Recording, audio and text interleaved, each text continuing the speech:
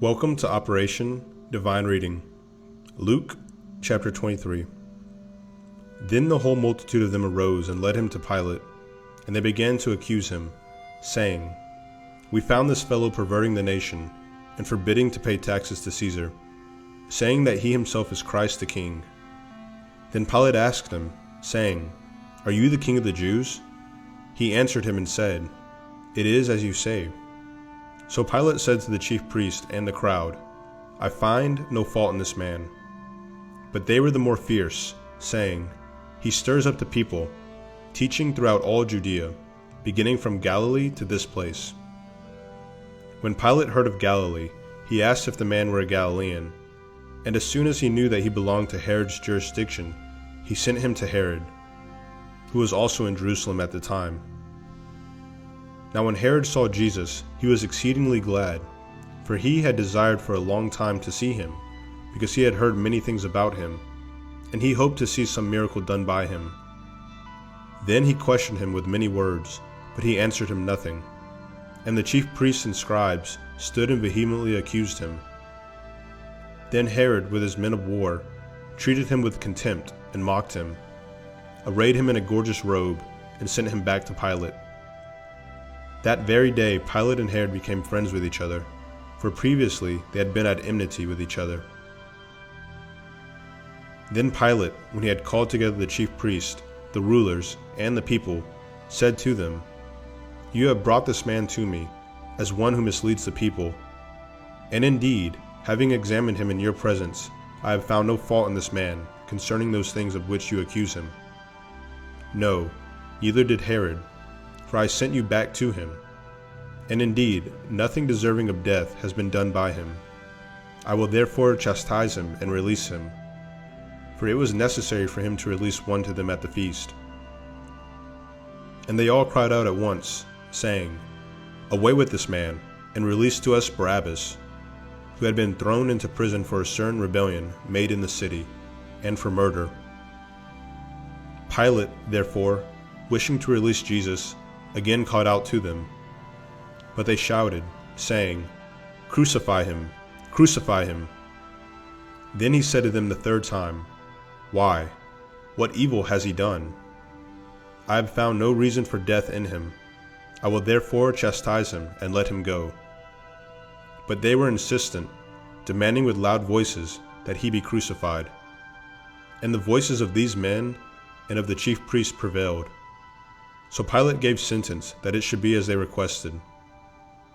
And he released to them the one they requested, who for rebellion and for murder had been thrown into prison. But he delivered Jesus to their will. Now, as they led him away, they laid hold of a certain man, Simon, a Cyrenian, who was coming from the country, and on him they laid the cross, that he might bear it after Jesus. And a great multitude of the people followed him, and women who also mourned and lamented him. But Jesus, turning to them, said, "Daughters of Jerusalem, do not weep for me, but weep for yourselves and for your children. For indeed the days are coming in which they will say, 'Blessed are the barren, wombs that never bore, and breasts which never nursed.' Then they will begin to say to the mountains, 'Fall on us,' and to the hills, 'Cover us.' For if they do these things in the green wood, what will be done in the dry?" There were also two others, criminals, led with him to be put to death. And when they had come to the place called Calvary, there they crucified him, and the criminals, one on the right hand and the other on the left.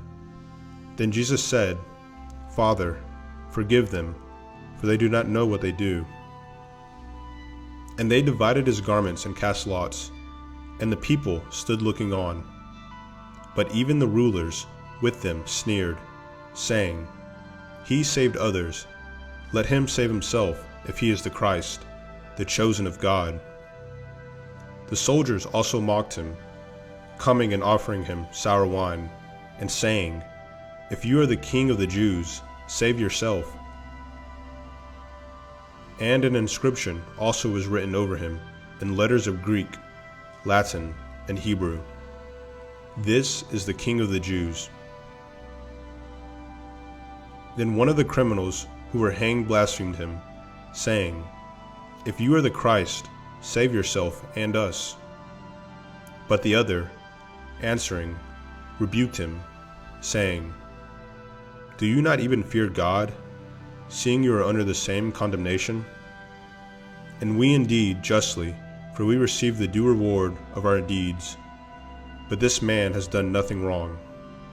Then he said to Jesus, "Lord, remember me when you come into your kingdom." And Jesus said to him, "Assuredly, I say to you, today you will be with me in paradise." Now it was about the 6th hour, and there was darkness over all the earth until the 9th hour. Then the sun was darkened, and the veil of the temple was torn in two. And when Jesus had cried out with a loud voice, he said, "Father, into your hands I commit my spirit." Having said this, he breathed his last. So when the centurion saw what had happened, he glorified God, saying, "Certainly this was a righteous man." And the whole crowd who came together to that sight, seeing what had been done, beat their breast and returned. But all his acquaintances and the women who followed him from Galilee stood at a distance, watching these things. Now behold, there was a man named Joseph, a council member, a good and just man. He had not consented to their decision indeed. He was from Arimathea, a city of the Jews, who himself was also waiting for the kingdom of God. This man went to Pilate and asked for the body of Jesus. Then he took it down, wrapped it in linen, and laid it in a tomb that was hewn out of the rock, where no one had ever lain before. That day was the preparation, and the Sabbath drew near.